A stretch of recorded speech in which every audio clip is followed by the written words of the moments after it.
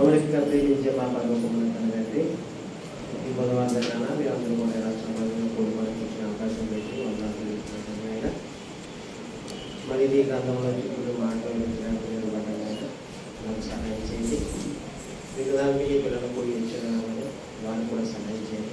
మా అందరికీ మేలు కలగాలంటే పరిశుద్ధాత్మ కాపుదల నా మీద వారి మీద ఇచ్చి మా అందరి ఆత్మీయ జీవితానికి అవసరమైన మాటలు ఇస్తాను కోరుకుంటూ కూడి వచ్చిన ప్రతి ఒక్కరు గుర్తు చేసుకుంటూ నువ్వే తోడుగా వేరేగా ఉండి నడిపిస్తాను కోరుకుంటూ ఈ ప్రార్థన చేసిన వచ్చిన పనులు కూడా కలగండి. ఆమె కూడి వచ్చిన మీ అందరూ కూడా ప్రాణిక కూడా క్రీస్తు సంఘం కూడా ఉన్నారండి. ఓకే, మనం ఈరోజు పాఠ్యాంశం ఏంటంటే యేసుక్రీస్తు మనసు నీకుందా? యేసుక్రీస్తు మనసు నీకుందా లేకపోతే నాకుందా, మనందరికీ ఉందా అన్నది తెలుసుకోవాలి. అసలు మనసు అంటే ఎక్కడ ఉంటుంది? హృదయం, ఆలోచనకి కేంద్రం.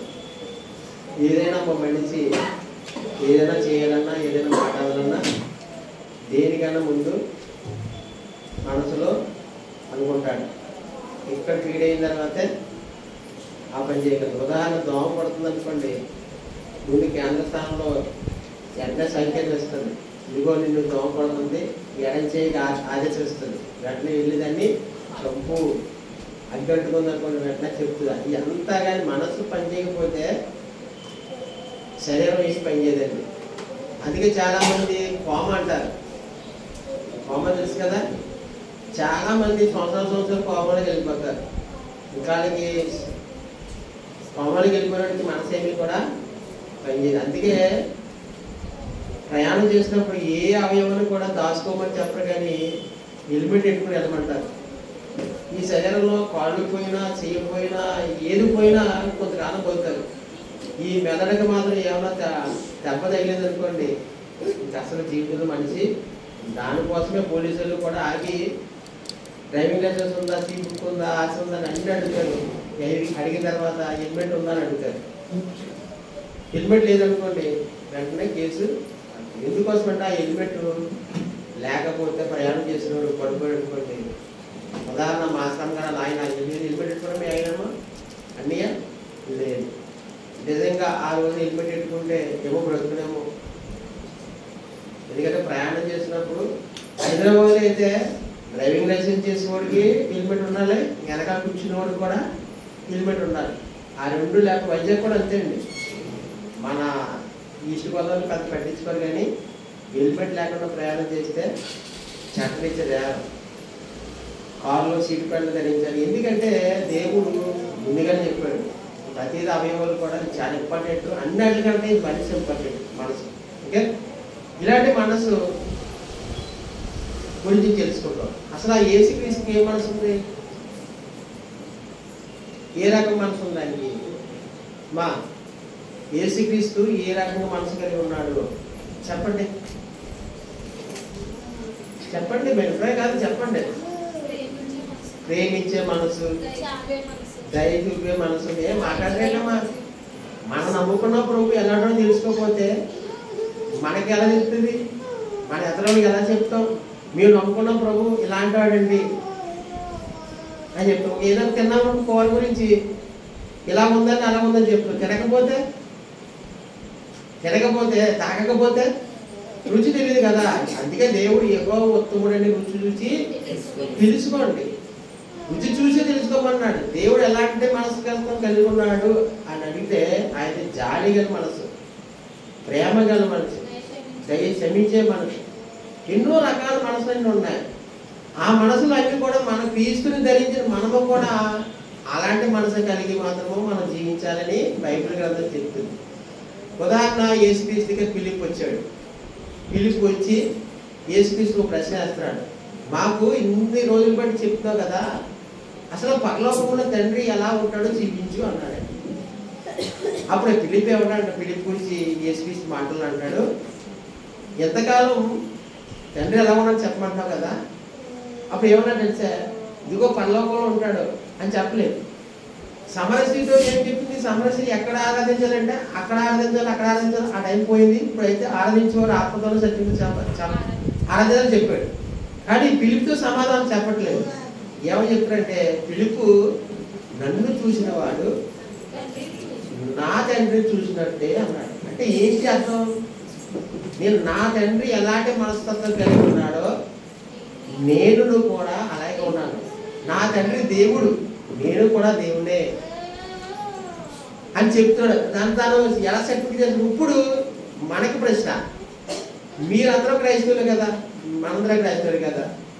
ఇప్పుడు నిన్ను అడుగుతారు, యేసుక్రీస్తు ఎలా ఉంటాడు, ఎటువంటి మనసు కలిగి ఉంటాడో చెప్పమ్మా అని అన్నారు అనుకోండి. ఇప్పుడు మనం ఏం చెప్పాలి? నన్ను చూసిన వాడు నా యేసుని చూసినట్టే అని అనగలుగుతామా?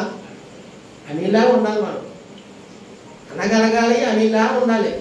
అదే క్రైస్తవుడు. క్రైస్తవుడు అంటే క్రీస్తుని ధరించిన వాడు. అంటే క్రైస్తవురాలు, క్రైస్తవుడు అంటే ఇంకా క్రీస్తునే ధరించిన వాడు. యాగం క్రీస్తే మనలో కనబడాలి. మనల్ని దేవుడు ప్రత్యేకంగా చూపించవలసిన పని లేదండి. మన ప్రవర్తన, మన మాట తీరు, మన నడవడి, మనం చేసే పనులు, నన్ను గురించి సాక్ష్యం ఇస్తానంటాడు యేసు ప్రభు. నీ చేసిన పనులు నా తండ్రి గురించి, నన్ను గురించి సాక్ష్యం ఇస్తారు. మనం చేసే ప్రతిదీ కూడా దేవుణ్ణి నమ్ముకున్న ఆవిడ ఇలా ఉండాలి, దేవుణ్ణి నమ్ముకున్నవాడు ఎత్తనే అని చెప్పగలిగే మనస్తత్వం మనం కలిగి. అసలు క్రీస్తు యేసుకు మనసు మనం కూడా కలిగి ఉండాలని బైబిల్ చెప్తుంది. అసలు క్రీస్తు యేసుకి ఏ మనసు ఉంది? చాలా మనస్తత్వాలు ఉన్నాయి. ఆ మనస్తత్వాలు మనకున్నాయా అని అంటే చెప్తే 2 మనస్తత్వాల గురించి తెలుసుకుందాం, 2 మనసు గురించి తెలుసుకుందాం. ఆయన ఎటువంటి మనసు ఫస్ట్ కన్నా మనసు గురించి తెలుసుకుందాం. 1 కొరింథీ పత్రిక 2:15-16. 1 కొరింథీ 2:15. ఇంకోండి, ఆత్మ సంబంధి అయిన వాడు అన్నిటినీ వివేచించును. అంటే మనం ఆత్మ సంబంధమా భూ సంబంధమా? భూ సంబంధం ఎవరు చెప్పారు? జీవన అయితే మాత్రం కరెక్ట్గా ఒప్పేసుకున్నాడు. ఏమంటున్నాడు? రామేష్ గారమ్మా ఆత్మ సంబంధం అంటున్నాడు, జీవన అయితే భూ సంబంధం అంటున్నాడు. ఎందుకని అలాగన్నానంటే కొన్ని సార్లు మనం భూ సంబంధం ఉంటాం, కొన్ని సార్లు మాత్రము ఆత్మ సంబంధం. ఓకే, అన్నిటిని వివేచిస్తాడట. ఆత్మ సంబంధం అంటే అన్నిటిని వివేచిస్తాడు, అన్నిటిని తెలుసుకుంటాడట. ఎంత జ్ఞానం తెలుసా? మహాజ్ఞానంలో ఉంటాడు. ఎందుకంటే ఆత్మ సంగతుల గురించి విచారిస్తే అన్నిటిని తెలుసు, వివేచించును. కానీ అతను ఎవరి చేతనే నేను వివేచింపబడ్డు. అతను ఎవరికో చెప్పాల్సిన పని ఉండదు, అతను నేర్చుకోవాల్సిన పని ఉండదు. ఎందుకంటే దైవ జ్ఞానం మన దగ్గర ఉన్నది, పూల జ్ఞానం కాదు. అన్నిటి వివేచిస్తా. అంటే ప్రతిదీ కూడా ఈ శాస్త్రం గురించి సుందర గారు ఏమంటున్నారు? సకల శాస్త్రాలు అధిగమించిన బైబిల్. ఓకేనా?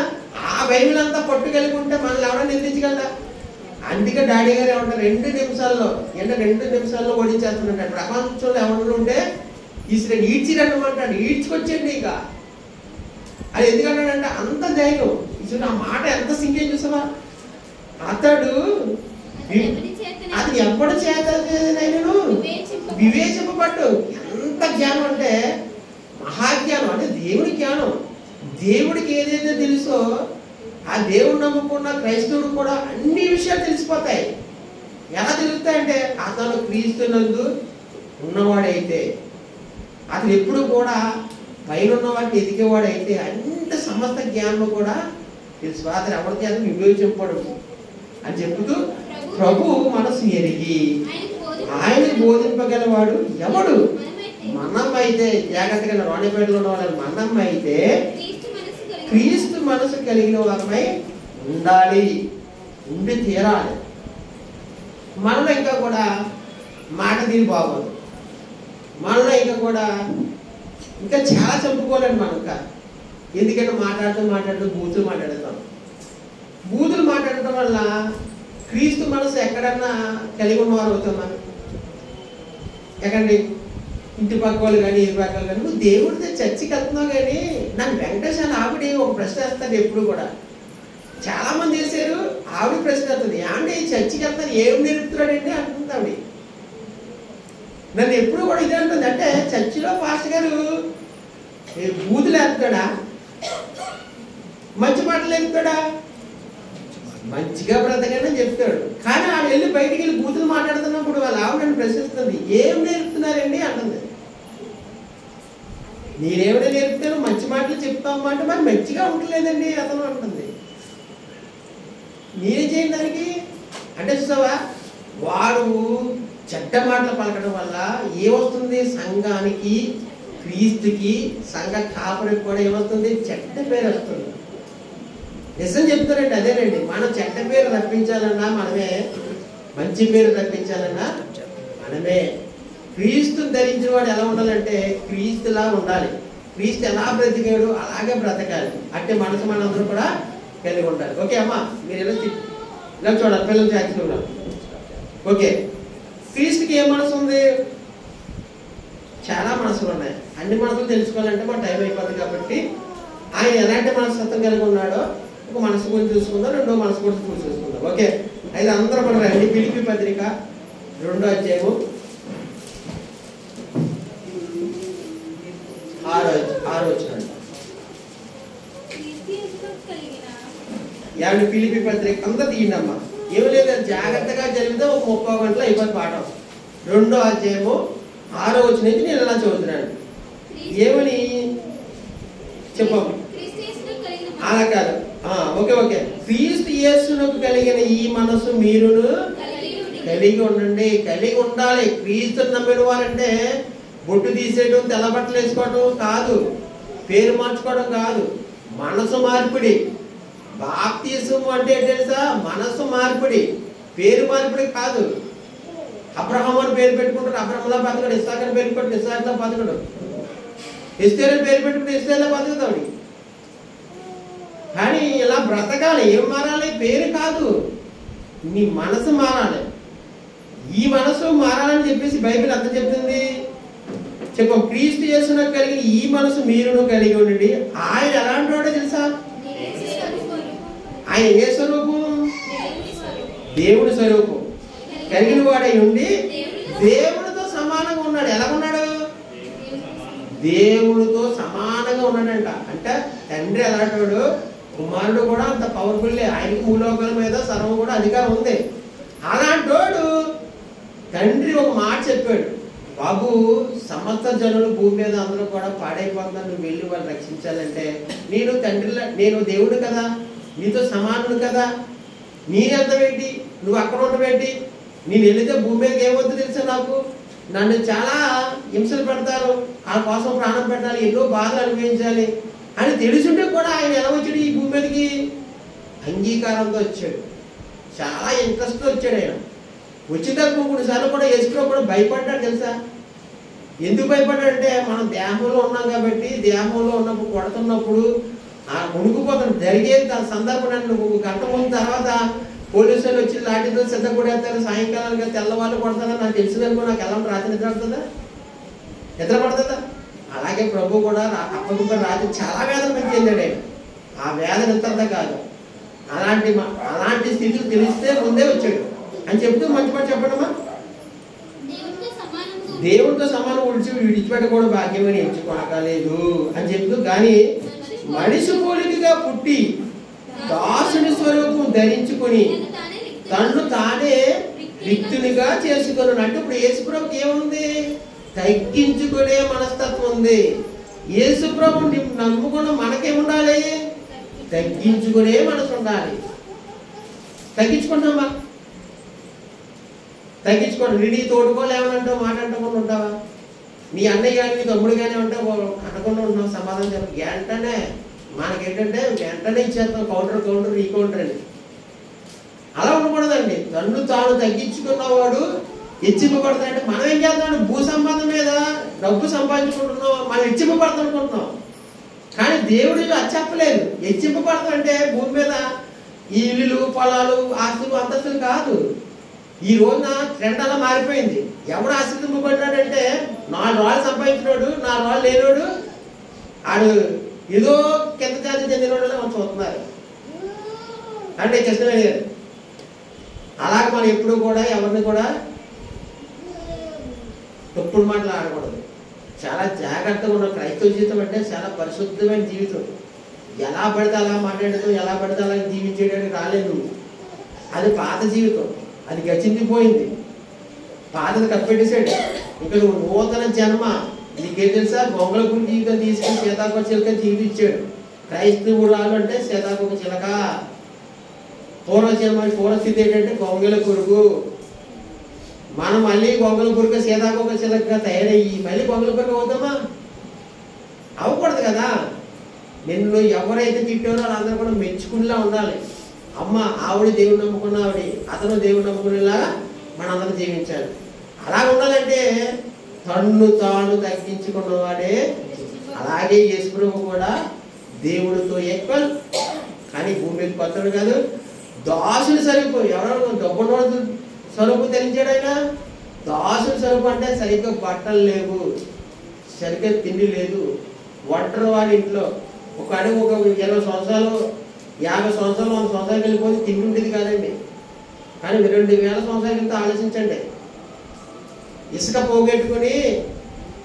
పోగొట్టుకొని మా నాన్న చెప్పేవాడు, మా తాతకాలంలో ఇసుక పోగొట్టుకొని ఇంత అన్నం ఉంటే తినేస్తానని వాడట. ఏం చేస్తాను? ఇసుక పోగొట్టుకుని నువ్వు అంతే తింటావు, నేను ఎంత అన్నం తినేస్తానని చెప్పేసి. ఎక్కడన్నా వనభోజనాలు అవుతున్నప్పుడు అక్కడికి వెళ్ళిపోయి కుర్రలందరూ కూడా అలా చూసుకోవాలి. వాళ్ళు వదిలేసిన ఆకుల్లో కూడా తినే రోజులు ఉన్నాయి. ఒకప్పుడు తిండి లేదు, ఈరోజు ఎక్కుదైపోయింది, బయట పాడేస్తున్నాం. ఆ రోజు తిండి లేదు. సంవత్సరం అంతా పంట ఒకటే పంట, 5 బత్తాలు పండి. ఇప్పుడు సంవత్సరం 2 పంటలు 50 బత్తాలు పండుతున్నాయి. సంవత్సరానికి ఒకసారి కోడి కోసుకుంటున్నారు, వారాన్ని 2 సార్లు తింటున్నారు. ఇప్పుడు బాగా ఏమైపోయింది. అలాంటి జీవితంలో ఆ నాన్నగారు చేసే వడ్డల పని, రోజు పని ఉందా? పనికి వెళ్తే జీతం అంత ఇచ్చారు. ఆ జీతం అంతే ఎంత తిన్నారు? కానీ ఆయన దగ్గర పుట్టినరోజు చేసుకోవడానికి కూడా డబ్బులు లేవు తెలుసా. అందరూ పుట్టినరోజు చేసుకుంటే మేకను కానీ గొర్రెను కానీ వదిలేస్తారు. కానీ ఆయన పుట్టినప్పుడు ఏమిటంటే 2 గుమ్మ పిల్లలు, అంటే చాలా పేదరికం. అర్థం చేసుకొని యేసుప్రభు ఎంత పేదడు అంటే చాలా పేదరికంలో కుటుంబంలో పెట్టి ఎంత దాసుడు స్వరూపం ధరించి తను తాను రిక్తుడు సిలువలో చెత్త కొట్టేశాడు. అది రిక్తుడు అంటే అతను యేసుప్రభు అని గుర్తించలేకపోయింది, అలా కొట్టేశాడు. అలాగా అంత రక్తం కాల్చాడు. ఇదంతా ముందే తెలుసుకుని తను ముందుగానే తెలిసింది. అయినప్పటికీ కూడా దాన్ని తగ్గించుకోవాలి. నేను ఎలా తగ్గించుకున్నానో నా కుమార్తెలు కూడా అలా తగ్గించుకోవాలి. ముందుగా నేను చేసి చూపించాలి. క్రైస్తవుడు అంటే ఎప్పుడు కూడా చెప్పేవాడిగా ఉండకూడదు, చేసేవాడిగా ఉండాలి. నేను ఎప్పుడు చెప్తుంటాను, ముందు వినాలి, దాన్ని బట్టి చెప్పాలి, చెప్పిన దాన్ని బట్టి చెయ్యాలి, అప్పుడే మాట్లాడాలి. మనం చెప్పడం వచ్చేసింది అనుకోండి, చెయ్యం. మెసేజ్లు ఈ రోజున 1000 కొద్ది పెట్టున్నాం, 100 కొద్ది రాసుకుంటున్నాం, అందులో సెలెక్ట్ చేసుకుంటున్నాం, ఏదో చేసుకుంటున్నాం. చెప్పేడు ఈజీయే, కానీ మనం బ్రతకడం చాలా కష్టం. నేను తగ్గించుకోండి అని చెప్పడం చాలా ఈజీ, కానీ మరి నా జీవితంలో అప్లై చేసుకుంటే ఏమ్మా, నా జీవితంలోకి వచ్చినప్పుడు ఎవడో నన్ను గొప్ప కొట్టాడుకో, నేను ఎలా చెప్పు కదా, చూపించలేక ఉండాలని మనం బైబిల్ చెప్తుంది. తను తాను తగ్గించుకునేవాడు హెచ్చింపబడతాడు. అందుకే దేవుడు మనసు ఏంటి తెలుసా? దేవుడు కుమారు మనసు ఏంటంటే తగ్గించుకునే మనస్సు. తెలుసమ్మా, మనిషి పోలికగా పుట్టి దాసుని స్వరూపం ధరించుకుని తను తాను రిక్తునిగా చేసుకును. మరియు ఆయన ఆకారమందు మనుషుడిగా కనబడి మరణం పొందినందుగా అతను సిలువ మరణం పొందుత విధేయత చూపునేవాడే తన్ను తాను తగ్గించుకోలేడు. తన్ను తానే తగ్గించుకున్నాడు. మనము కూడా మనమే తగ్గించుకోవాలి. ఎవరు తగ్గించట్లేదు, మనమే తగ్గించుకోవాలి.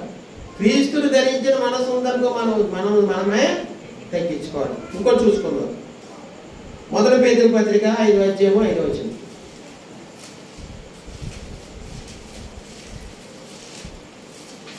1 పేతురు 5:5 ఇలా ఉంది. చిన్నలారా, మీరు పెద్దలకు లోబడి ఉండండి, మీరందరూ ఎదుటి వాని ఎడల తేన మనసైన వస్త్రమును ధరించుకొని మిమ్మును మీరు ఏం చేయాలా? అలంకరించుకోండి. ఇప్పుడు దేవి గారు పాట పాడారు. ఏం పాట పాడారు ఆవిడ? ఈ దేహమంతా మట్టి ఇదంతా కూడా దీని మీద పోషించడం పెద్ద వేస్ట్ అన్నారు. అవునా? మీ పాటలు అది అర్థం కదండి. కానీ మీరు కానీ నీ చెప్తున్నా నేను కానీ దేని పోషిస్తున్నాం? తెల్లారి పొద్దుకి అమ్మా దేని పోషిస్తున్నాం? పొద్దున్న లేచి అన్నా దేని కొడుతున్నావు? మొహం దేనికోసం కొడుతున్నావు? ఇప్పుడు కోసం. మధ్యాహ్నం పనులకు ఎందుకు వెళ్తున్నావు? మధ్యాహ్నం భోజనం కోసం. తెల్లారి సాయంకాలం తిన్నావు దేనికోసం? అన్ని దేనికోసం? ఈ మట్టి కోసం. నీలో ఉన్న ఆత్మ కోసం. ఏది శాశ్వతం? దేవి గారిని అడిగితే ఆత్మ శాశ్వతం అంటారు. కానీ మరి మీ దేహాన్ని మాత్రం దీని 8 గంటల వరకు పొద్దు నుంచి సాయంకాలం రాత్రి పడుకుని అలా పెట్టి మరి పడుకో పెడతాం. ఫ్యాన్ వేసి అలా పెట్టి పెడతాం. కానీ ఆత్మ రక్షణ ఉందా? నేను చనిపోతే నరకానికి వెళ్తాను, పనులకు వెళ్తాను, దీని గురించి ఆలోచిస్తున్నామా? దీనికైతే 24/7. దేవుడి విషయంలో అయితే మాత్రం వారానికి బుధవారం 2 గంటలు, గంటన్నర, ఆదివారం 2 గంటలు, అంటే వారంలో 4 గంటలు. ఈ దేహానికి మాత్రం 8 గంటల పని, 8 గంటల వ్యాపారం, 8 గంటల ఉద్యోగం. ఇది మట్టి అంటున్నాం. పాట బాగా పాడింది ఆవిడ, బ్రహ్మాండంగా పాట, మంచి వేలార్థం ఉంది. కానీ గ్రహించావా? ఆత్మ సంగతి అయిన కూడా అన్నింటినీ గ్రహించాడని చెబుతాడు, వివేచింపదు అని చెప్పింది బైబిల్. అని ముప్పుడో గ్రహించండి. ఎప్పుడు కూడా దేహం మంచిది కాదు. దీని గురించి ఆలోచిస్తాం. ఓకే, చెప్తాడు ఏమన్నా? చిన్నలారా మీరు పెద్దలకు లోబడి ఉండు. అమ్మా పెద్దలు లోబడి ఉంటున్నావా? మీ అత్తగారు లోబడి ఉంటున్నావా? ఏమ్మా మీ అత్తగారు లోబడి ఉన్నావు. రేపు పొద్దున్న నువ్వు అత్తగారు అవుతావు. నువ్వు ఏది విత్తుకుంటావో అదే పూసుకుంటావు. విత్తనం ఒకటి చెట్టు ఒకటి మొలతావు. మనం ఏంటంటే మీ కోడలు కదా అని అనుకుంటావు. నేను కూడా అల్లుడిగా ఉన్నప్పుడు మా మామగారిని చాలా ఏడిపించాను. ఏడిపించడం అంటే వేరే అనుకోకండి. కొన్ని రోజుల్లో ఫ్రెష్ అయితే వెళ్ళిపోయి వెళ్ళటం మానేసాను. ఇప్పుడు సేమ్ అల్లుడు కూడా నా వయసులో వచ్చాడు, పట్టించుకోవట్లేదు.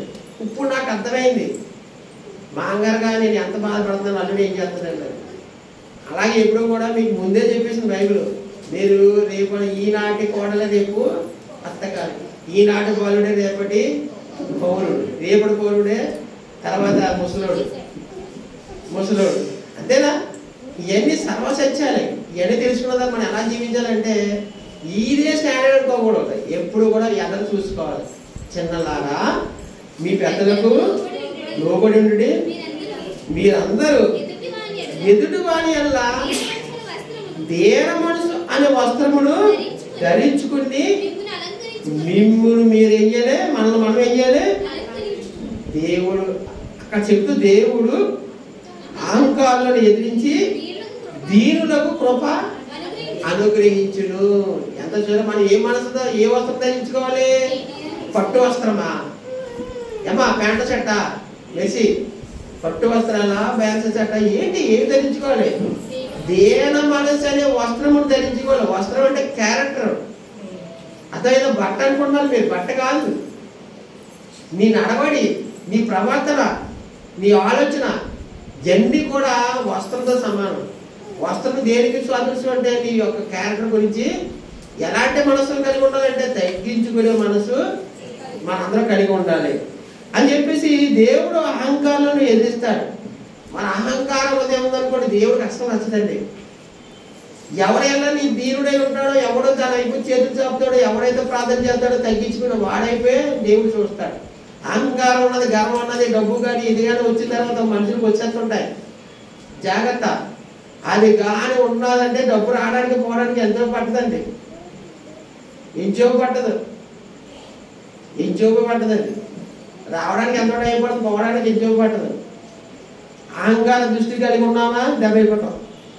ఏం చెప్తాడు? దేవుడు అహంకారాలను ఎదిరించి దీనులకు కృప అనుగ్రహించును. దేవుడు తగిన సమయం మిమ్మల్ని హెచ్చించినట్లు ఆయన బలిష్టమైన చేతి కదా మేము దీన మనసుకులై ఉన్నాను. మనం ఎలా ఉండాలంటే తగ్గించుకుని ఉండాలి.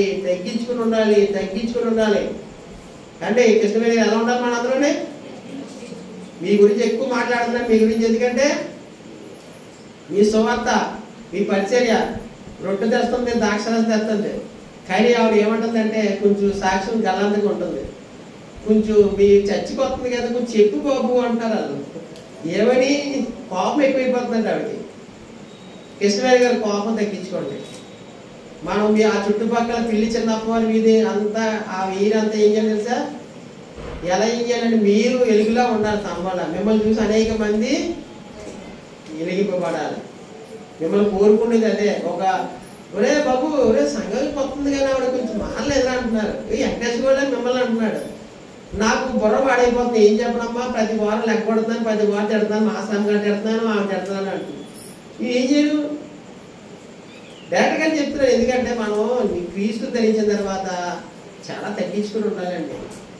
మనకి మీరు అంటే మాట్లాడితే పడనంటది అండి. ఆవిడ కోపం ఎక్కువ, మాట్లాడితే పడదు. అది పౌరుషం ఉన్న వాళ్ళకి వస్తుంది. కానీ మనకి వేసుకున్న ఉన్న వాళ్ళకి అది పని చేయదు. ఇక్కడి నుంచి ఏం చేయాలంటే ఏదో అనుకున్నానండి, వదిలేండి అంటే వదిలేసి మీ అంతటా మీరు దేవుడి వైపు తిరగండి. అందరూ కూడా అలాగే ఉండాలండి, మనందరూ కూడా. ఓకే, ఇంకో విషయం చూసుకుందాం. మత్తయి సువార్త 11వ అధ్యాయము 28-35. ప్రయాసపడి భారం మోచున్న సమస్త జనులారా నా యొద్దకు రండి, నేనేం చేస్తాను? విశ్రాంతి కలుగు చేస్తాను. నేను దీన మనసు గల వాడిని, సాత్వికుడను గనుక మీ మీద నా కాడి ఎత్తుకుని నా యొద్ద నేర్చుకోండి, అప్పుడు మీ ప్రాణములకు విశ్రాంతి దొరుకును.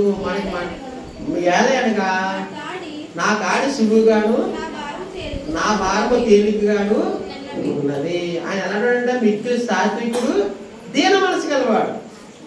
సాత్వికుడు అంటే మనసు ఏంటంటే చెప్పనా, సాత్వికుడు అంటే చేయగలిగిన పని కూడా చేయలేడు. ఇప్పుడు నేను లాగి నన్ను ఒకడు కొట్టాడు, నేను 2 దెబ్బలు కూడా వాయించగలను తెలుసా? 2 చెంపలు వాయించగలను, చెద్దపట్టేయగలను, లోపలేసి చెద్దపట్టించేసి జైలు పంపించేయగలను. అయినప్పుడు కూడా సాత్వికుడు ఏం చేయాలి తెలుసా? పని చేయడు.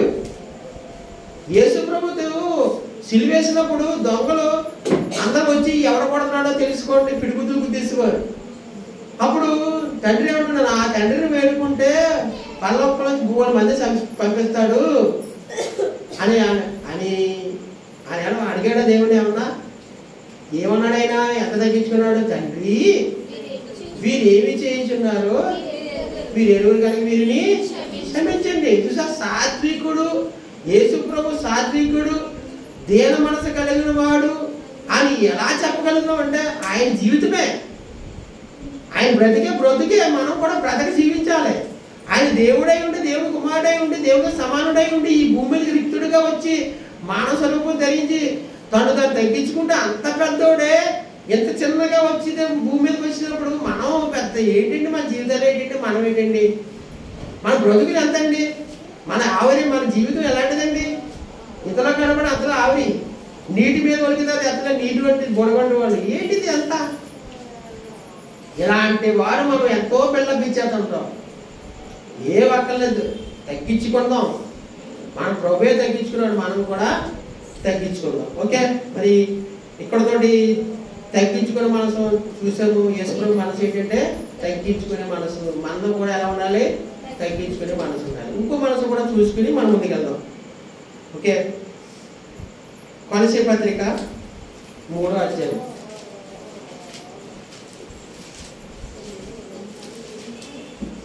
కొలసీ పత్రిక 3వ అధ్యాయము 12-13.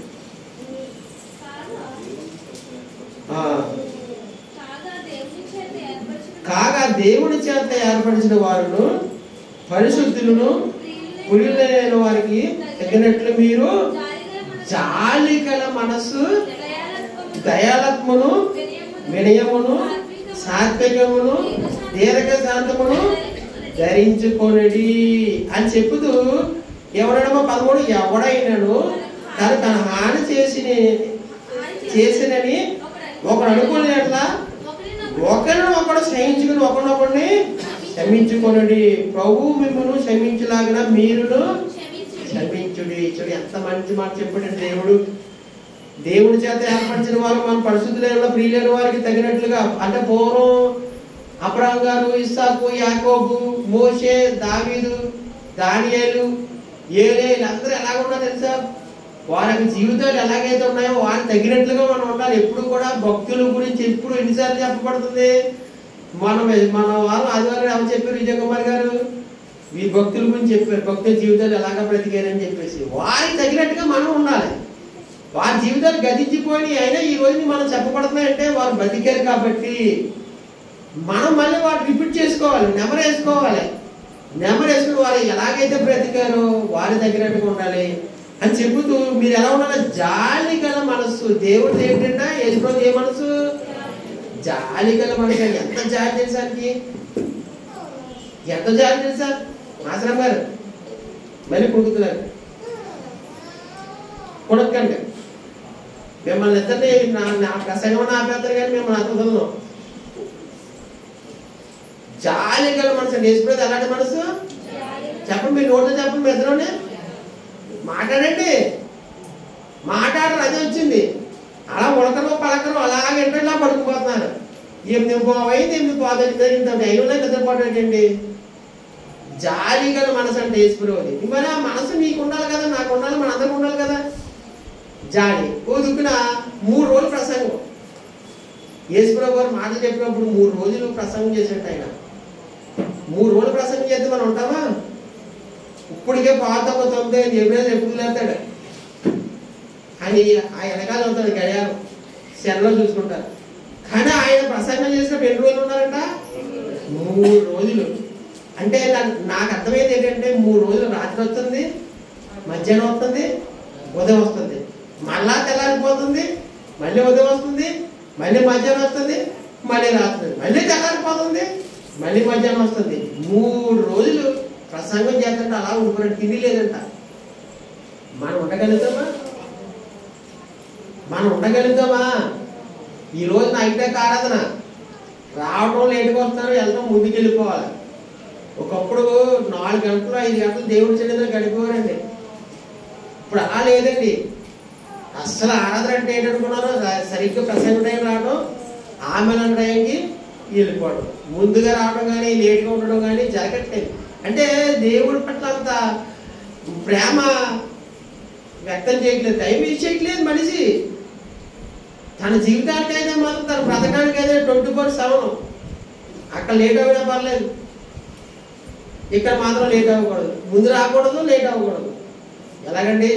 వాళ్ళు ఏం చేశారంటే 3 రోజులు ఉండిపోయారంట. అప్పుడు అంటున్నాడు యేసుప్రభు ఎంత జాలి తెలుసానికి. ఆ మాట చూడండి ఒకసారి. మత్తయి సువార్త 15:32.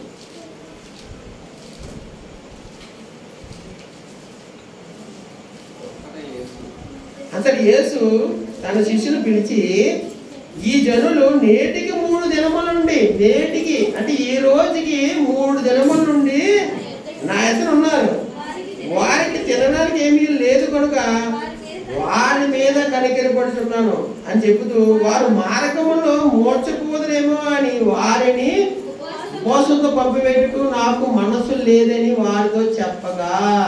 ఏంటి లేదంట యేసుప్రభుకి? 3 రోజులు నా దగ్గర ఉండిపోయారు ప్రసంగం వింటలో.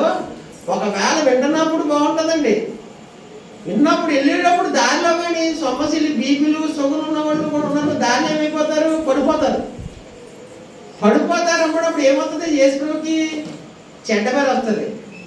అందుకే దేవుడు ఏంటంటే చక్కగా ఆలోచించి జాలి చూపించి వారి మీద, వారికి తిన్నంత ఆహారం, తిన్నంత రొట్టెలు, తిన్నంత చేపలు పెట్టి గంపలు ఎత్తిలాగా అంత ఆహారం ఇచ్చాడు. మనము భోజనం తింటున్నప్పుడు కూర ఏమంటే బాధపడిపోతాం, రెండోసారి ఏమంటే ఇంకా బాధపడిపోతాం. కానీ యేసుప్రభు ఎలా పెట్టాడంట? తృప్తిగా తిన్న తర్వాత మిగిలిన మొక్కలు ఎన్ని గంపలు ఎత్తిరి? 12 గంపలు ఎత్తిరి. అంత పుష్కలంగా భోజనం పెట్టి అంత మనసుని మంచిదండి ఆయన. ఏంటంటే మనం దేవుడిని నమ్ముకున్న పిల్లలకి కొంచెం అన్నం పెట్టి పంపిద్దాం. మీటింగ్లో పెట్టి చాలా మంది ఈ రోజుల్లో అందరూ కూడా దూర ప్రాంతాలకు వస్తున్నారు, కొంచెం అన్నం పెట్టి పంపిద్దామని చెప్పి ప్రతి ఒక్కరు కూడా పెట్టారు. ఇది ప్రవేశపెట్టి ఏంటంటే రోణిపేటనండి. చాలా మంది అంటారు ఈ భోజనాలు అలవాటు చేసింది రోణిపేటలో అంటారు. ఫస్ట్ గంట మనం ఉపేంద్ర గారు తీసుకొచ్చినప్పుడు కానీ అప్పుడు మనమే పెట్టేవాళ్ళు. ఇక్కడ నుంచి వండేసి మరి అక్కడికి వెళ్ళాం, ఎక్కడికి ఇక్కడ ఉండేసి ఆటోలు వేసుకుని మరీ పెట్టేవాడు. అక్కడ రెండోసారి అక్కడ ఉండాం. అలాగ ఎందుకంటే దూర ప్రాంతాలు వస్తారు పాపం కొంచెం అన్నం పెట్టి పంపిద్దామని చెప్పేసి అది నిజంగా మరి వేసుకున్న మనసు అండి అది. ఇప్పుడు ఏం చేస్తారు అనుకున్నారు? నాకు బాధ కలుగుతుంది. ఇప్పుడు ప్రసంగం గురించి చెప్పుకోవట్లేదు. సాంబార్ బాగుంది, కూర బాగుంది, టాప్ మారిపోయిందండి. ఎవరన్నా నిన్నాళ్ళు చూడలేదు. ఒకప్పుడు సువార్తకి వెళ్ళినప్పుడు ఆ మెట్ల దగ్గర కూర్చుని, ఈ మెట్ల దగ్గర కూర్చుని, ఆ దగ్గర కూర్చుని డిస్కషన్ అండి. ఇప్పుడు బైబిల్ ఎలా ఉంది డిస్కషన్. ఇప్పుడు డిస్కషన్ లేదు. ఎవరు బైబిల్ తెరలేదు. ఖాళీగా ఉంటే సెల్ఫోన్ చెవులో పెట్టుకోవడం లేకపోతే వినటం అలా అయిపోయిందండి. ఇప్పుడు కూర బాగుంది, సాంబార్ బాగుంది, లేకపోతే నాకు ఉప్పు ఎక్కువైపోయింది, సరే పులుపు ఎక్కువైపోయింది. టాక్ అంతా మారిపోయిందండి. ఇప్పుడు నేను చాలా బాధపడుతున్నాను. ఎక్కడికి వెళ్ళా మళ్ళీ ఎవడే వాకింగ్ బాగుందని ఎవరు చెప్పట్లేదు. అడియా సాంబార్ అదరపడేసాడు.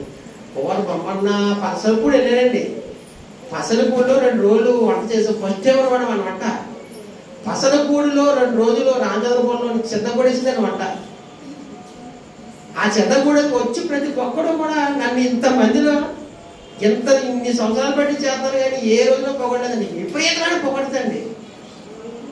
ఎంత నాకు బాధ కలిగింది. కానీ వాకింగ్ కూడా చాలా బాగా చెప్పారు. అది చెప్తూ ఇది చెప్తూ బాగుండు. మనం ఫస్ట్ టైం అనమాట. ఏం చేసినట్టు సార్ ఆకులో సాంబార్ వేసుకుని దూరం వెళ్ళి తాగేసిరారు. ఏంటండి అందరూ అడగడమా ఏంటండి ఎవరా బాబు మీ ఎదుర్కొంటే వండాం కదా దేవుడు ప్రార్థన చేసి చక్కగా వండామని చెప్పేసి. అది సార్ నా బాధ ఏంటంటే జాలి కలిగి భోజనం పెట్టామనుకోండి ప్రార్థన చేసుకుని తినాలి, ప్లస్ వాకింగ్ కూడా బాగుందని చెప్పాలి. కానీ ఆయన అక్కడి నుంచి వచ్చిన ఆయన, హైదరాబాద్ నుంచి వచ్చిన ఆయన, మాత్రం వరంగల్ వచ్చిన చెన్నగూడ వాకింగ్ కూడా 3 రోజుల్లో కూడా అతను నిజంగా ప్రిన్సిపల్లా లేదు, చాలా బాగా చెప్పాడండి.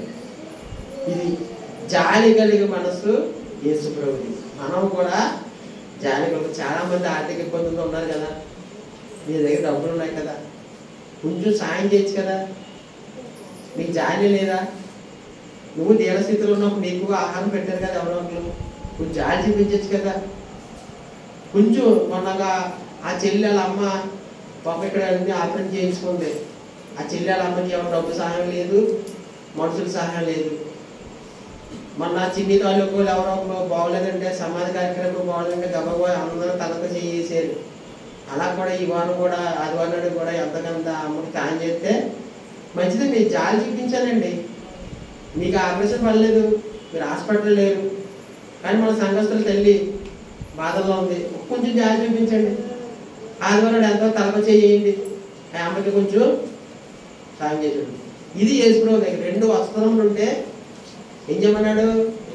ఒకటి ఇచ్చేయమన్నాడు. 2 అంగీలు ఉంటే 1 అంగీ ఇచ్చేయమన్నాడు. మరి నీ దగ్గర కొట్టలు ఉన్నాయి, ఇవ్వాలి కదా. అంటే ఏదైనా సరే ఎదరోళ్ళకి జాలి చూపించి యేసుప్రభు నమ్ముకోవడం అంటే జాలి కలిగి మనసు ఉండాలండి. ఎదరోళ్ళు వెంటనే కరిగిపోయి ఆపదొస్తే నా ఆపదానికి అని చెప్పేసి అంత కరిగిపోయేలా మనందరూ కూడా ఉండాలి. ఇంకోటి చూసుకుందాం. మదర్ తెరిసా తెలుసు కదా మీకు అందరికీ. ఎందుకు ఆవిడ ప్రపంచంలో మదర్ తెరిసా అంటే ప్రపంచానికి అమ్మ ఎందుకు అయింది? ఏం చూపించింది? ఏంటే మాసరావు గారు ఏం చూపించింది మదర్ తెరిసా? జాలి. మదర్ తెరీసా నిజంగా అండి ఆవిడ చేసిన పరిచర్య ఎలా చేసింది? యేసు ప్రభు చూసి చేసింది. యేసు ప్రభుని ఆవిడ చూపించేసింది తెలుసా. యేసు ప్రభు ప్రత్యేకంగా పరిచయం చేయలేదు ఆవిడ. యేసు ప్రభు సువార్త ప్రకటించలేదు, కానీ పరిచయం చేసింది ఆవిడ. ఆ పరిచయంలో ప్రభు ఉన్నాడు. ప్రపంచానికి పరిచయం చేసింది. దేశం కానీ దేశం వచ్చింది, రాష్ట్రం కానీ రాష్ట్రం వచ్చింది, ప్రజల కానీ మధ్యన ప్రజలు వచ్చింది. ఎలాంటి వారి మధ్య తెలుసా? కుష్ఠ రోగుల మధ్యన. కుష్ఠ రోజు ఆ రోజు అంటుపోయింది, ఊరి చివరు ఉండాలి, అలాంటి వాళ్ళ దగ్గరికి వెళ్ళి పరిచయం చేసింది. చివరిగా తన ప్రాణం పోతున్నప్పుడు కూడా పరిచయం చేసి యేసుప్రభు ఘనత అంతా ప్రపంచానికి స్టార్ట్ చెప్పింది. ఆవిడ జరిగిన ఇన్సిడెంట్ అంటే సార్, ఒక రోజున పిల్లలకి ఆహారం లేదంట. ఆహారం లేనప్పుడు మదర్ తెరిసా వెళ్ళి ఒక స్వీట్స్ కొట్టు దగ్గరికి వెళ్ళిందంట. స్వీట్స్ కొట్టుకు వెళ్ళి, బాబు మా పిల్లలకు కొంచెం ఆహారం లేదు, కొంచెం స్వీట్స్ ఇవ్వని ఇలా చేతి పెట్టిందంట. ఆడేం చేసినంటే కాంట్రీ నుంచి ఉమ్మేసాడట. కాంట్రీ 2 చేతుల్లో ఉమ్మేసాడట. ఉమ్మేస్తే, బాబు ఇది నాకు సరిపోద్ది, నువ్వు ఇచ్చింది నేను తీసుకుంటున్నాను. ఏం తీసుకుంటుంది? ఉమ్ము తీసుకుంటాను, నా పిల్లలకి మాత్రం కొంచెం స్వీట్స్. నిజంగా ఆ కొట్టేజమాని నిజంగా కళ్ళు తిరిగిపోయి మనసు జాలి కలిగేసి, ఏంటి కాంట్రీ చుంపేసినా ఇంత ఇవిడ ఇలా విడిసేసుకుంటుంది. ఇంత జాలేంటి? తన కోసం అయితే ఏదైనా అడిగినా పర్లేదు, ఎవరి కోసమే ఎందుకు అడుగుతుంది? సో ఆ కాంట్రీ చూపేసినంత నాకు చాలు, ఇది నాకు ఇచ్చావు, నేను తీసుకుంటాను. కానీ ఆ పిల్లలు ఆకలితో నాకు కొంచెం ఆహారం పెట్టాయి అంటే, నిజంగా స్వీట్స్ కొట్టు వాడిన ఏం చేయాలంటే, అమ్మ నేను నీ యొక్క జాలి నన్ను కలిగించింది. యేసుప్రభువు నమ్ముకోవడం అంటే అదేనండి. చాలా మనం చూసినప్పుడు కరిగిపోవాలి. అదే ప్రేమ. మా ప్రేమ ప్రేమ ప్రేమ ఆవిడ ఎలా చూపించింది ప్రపంచానికి యేసుప్రభు గురించి చెప్పింది. మరి మనం జాలి చూపిస్తున్నామా? కఠినాత్మలు ఉన్నామా? ఒకవేళ కఠిన హృదయాలు అయితే దయచేసి కరిగిదాం. జాలి మనసు యేసుప్రభుది. ఆ యేసుప్రభు నమ్ముకోవడం మనం కూడా జాలి కలిగి ఉండాలి. ఓకే, లోకాసు వార్త 10:30.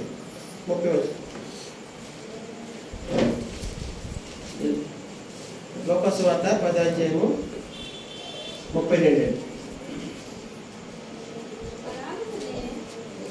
అలాగనే లేవీయుడొకడు 30 చదువు. ఒక మనుషుడు యెరూషలేము నుండి యెరికో పట్టణముకు వెళ్ళుచు దొంగల చేతిలో చిక్కిన వారు అతని బట్టలు దోచుకుని అతను కొట్టి కొన ప్రాణంతో విడిచిపోయి. అప్పుడు ఒక యాజకుడు ఆ త్రోవను వెళ్ళుట తటస్థించాడు. అతను చూసి ప్రక్కగా పోయాడు.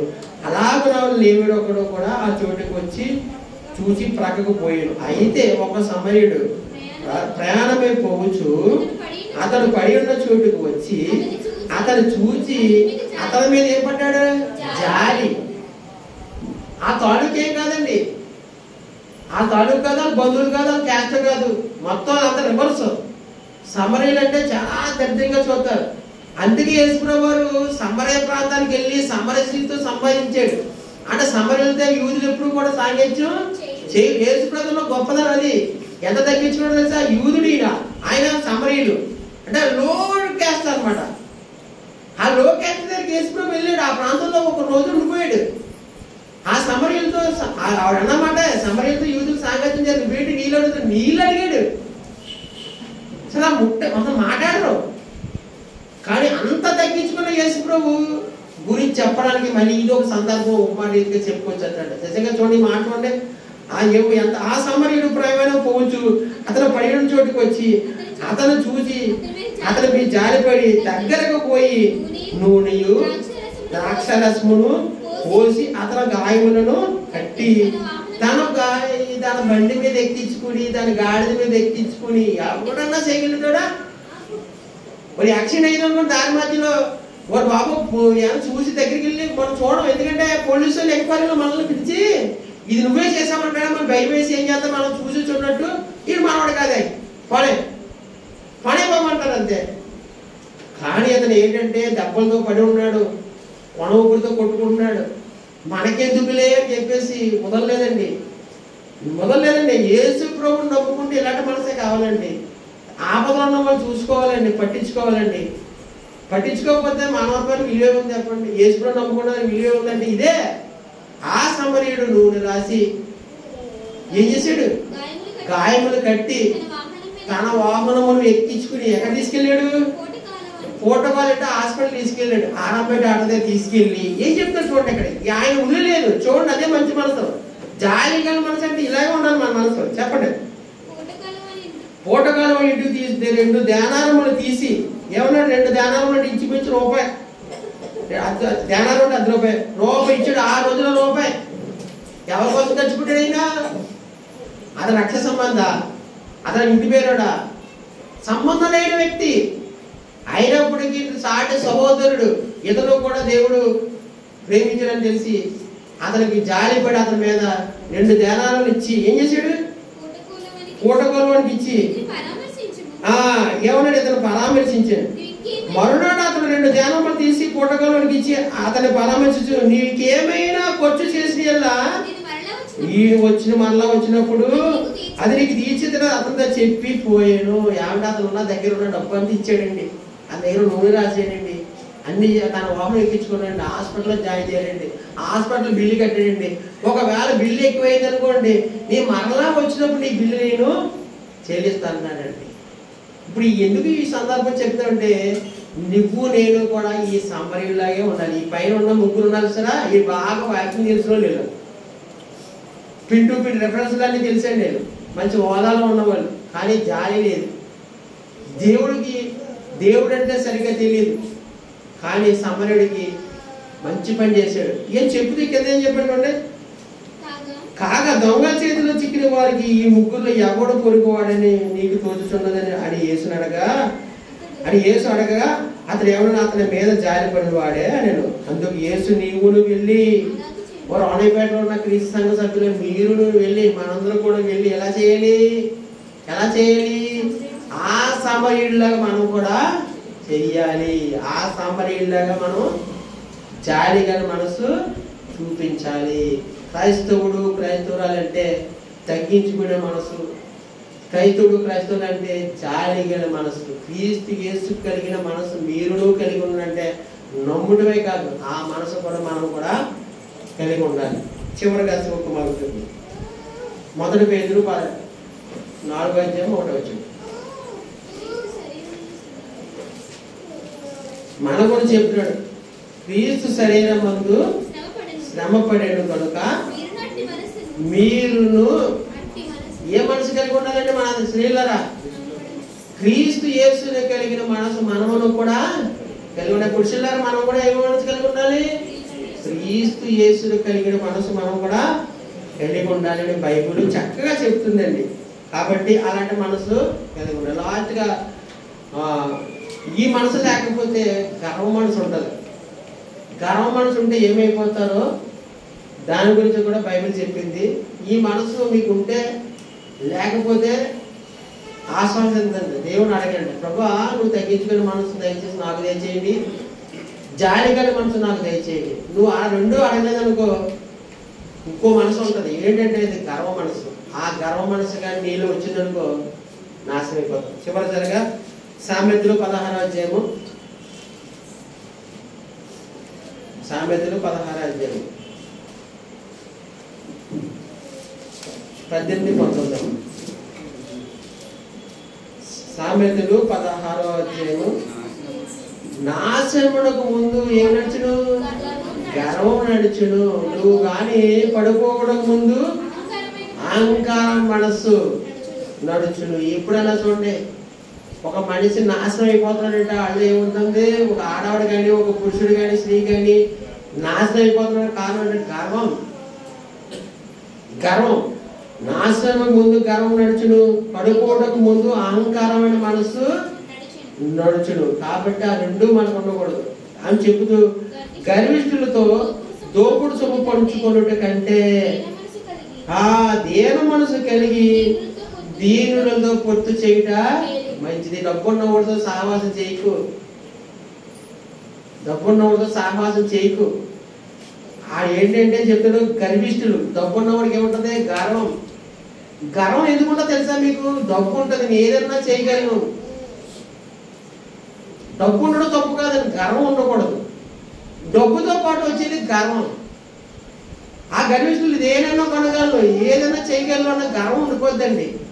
నువ్వు కానీ వాడితో స్నేహం చేసావు అనుకోండి, నీకేమైపోతుంది? నీకు అంటువేదలాగా అదేమవుతుంది, నీకు కూడా గర్వం అంటుపోతుంది. అందుకే దేవుడు ఎవరితో సహాయం చేయాలి తెలుసా? ఎప్పుడు చర్చకు వచ్చే వాళ్ళతో, ఎప్పుడు తగ్గించుకునే వాళ్ళతో, ఎప్పుడు జాలి మనసుకుంటే వాడితోనే ఫ్రెండ్షిప్ చేయాలి. నువ్వు వాడితోనే సంఘంలో కలిసి ఉండాలి. గర్విష్ఠులతో ఉన్నది ఎప్పుడు అహంకార మనసుకున్న వాళ్ళతో ఎప్పుడు కూడా స్నేహం చేయకండి. బైబిల్ క్షుణ్ణంగా చెప్తుంది ఎవరితో ఉండకూడదు, ఎవరితో ఉండాలి, ఏ మనసు కలిగి ఉండాలి, ఏ మనసు కలిగి ఉండకూడదు అని చెప్పి. కింద చూడండి ఎంత మంచిది. దీన మనసు కలిగి దీనులతో పొత్తు చేయుట మేలు. నీకు మంచిదమ్మా, మంచిది నీకు. దీనులు తగ్గించుకున్న వాళ్ళు, ఆత్మవిషయమై దీనులైన వారు ధన్యులు. వాళ్ళతో ఉండు, వాళ్ళతోనే స్నేహం చేయి, వాళ్ళతోనే ఫ్రెండ్షిప్ చేయి. సార్ బైబిల్ ఎంత మనం ఎలాంటి మనసు కలిగి ఉండాలో, ఎంత బాగుండాలో, ఎంత బాగుండకూడదు అన్ని చెప్తుందండి. మరి ఇంకా చెప్పిన తర్వాత నీకు ఎదురుకుండా పరీక్ష పెట్టాడు, ఆ పరీక్షలో పేపర్ అంతా ముందు ఇచ్చేసి చూసుకుని పాస్ అవ్వమంటే నువ్వు చూసుకుని కూడా పాస్ అవ్వకపోతే దేవుడు తప్ప. నీకు దైవ గ్రంథంలో ఎలాగ అయిపోయారు, నాశనం అయిపోయారు. విజయ కొంతమంది ఉన్నారు, ప్రారంభంలో బాగున్నారు, తర్వాత ఏమైపోయారు? పాడైపోయారు. పొరకి ఏముంది? కఠిన హృదయం. అలాంటి హృదయాలు ఉండకూడదు మనకి. అందుకే చెప్పింది బైబిల్ చాలా క్షుణ్ణంగా చెప్పేది, నువ్వు ఇలా ఉండాలి, ఇలా ఉండకూడదు. ఈ రెండు మీకు చెప్పాను. గర్విష్ఠులతో సాంగత్యం చేద్దావా, నువ్వు గర్విష్ఠుడు అయిపోతావు. నీ దీనులతో సహవాసం చేద్దావా, నీకు మేలు, మంచిది. కాబట్టి ఈ రెండు తెలుసుకున్నాం. కాబట్టి యేసుక్రీస్తు ఏ మనసు కలిగి ఉందే, యేసుక్రీస్తు తగ్గించుకునే మనసు ప్లస్ జాలి కలిగే మనసు. ఇన్ని విషయాలు తెలుసుకున్న తర్వాత మనకి ఈ రెండు మనసులు కూడా కలిగి ఉంటాం. ఓకే, చిన్న ప్రార్థన చేసుకుందాం. పరలోకమన్న కన్న తండ్రి, నీకే వందనాలు, నీకే స్తుతులు, స్తోత్రాలు తండ్రి. నాయన మరి ఇప్పుడు కూడా నువ్వు ఎట్టి మనసు కలిగి ఉన్నావో మమ్మల్ని కూడా ఎట్టి మనసు కలిగి ఉంటున్నావు. కాబట్టి మేము చెప్తున్న నేను కానీ వింటున్న నీ పిల్లలు కానీ మంచి తగ్గించుకునే మనసు మా అందరికీ దయచేయండి. రాత్రి అంటే మనసు తీసివేసి మెత్తని ఉదయవుతాను.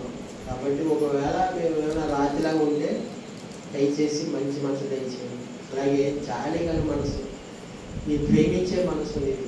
నువ్వు భూమి మీద ఉన్నప్పుడు ఎంతమందిని చచ్చిపోయిన వాళ్ళు కూడా నీతో ఆగకుండా ఆహారం పెట్టావు, మరియు శరీర రోగాలను స్వస్థపరిచావు, చేతులు లేని వారికి చేతులు ఇచ్చావు, కాళ్ళు లేని వారికి కాళ్ళు ఇచ్చావు, ప్రతి అవసరాన్ని కూడా తీర్చావు. ఎంత జాలి కలిగి ఉన్నావో మేము కూడా అలాగే ఉండాలని కోరుకుంటున్నాం. కాబట్టి మా రుణంలో ఉన్న వాళ్ళందరూ కూడా మంచి తగ్గించుకునే మనసు, జాలి కలిగే మనసు దయచేయండి. అలాగే రేపు జరుగుతున్న కోర్టు వాయిదాలో మరి నీ చిత్తమైతే, నీకు ఇష్టమైతే రేపు ఆ వాయిదాకి వెళ్ళడానికి అక్కడికి వెళ్ళిన తర్వాత ఆ జడ్జి మనసు కలిగించి మా ఎదురు జాలి చూపించి ఆ కేసు కొట్టేయడానికి సహాయం చేయండి. అలాగే రేపు జరగబోయే రాత్రి ఇంటి దగ్గర చక్కగా జరగడానికి, పరాల గురించి ముందుకోవడానికి పరిశుద్ధాత్మక అనేక మంది అనుజనులు పిలిచి శుభార్త చెప్పించాలని ఆవిడ కోరుకుంది. కాబట్టి ఆ కుటుంబానికి సహాయం చేయండి. మరి నాయన దూర ప్రాంతాల నుంచి మరి అందరూ వచ్చారు నాయన, మరి దయచేసి వారికి కావాల్సిన ఆహారం, ఆత్మీయ ఆహారం మాకు పెట్టండి అయినా.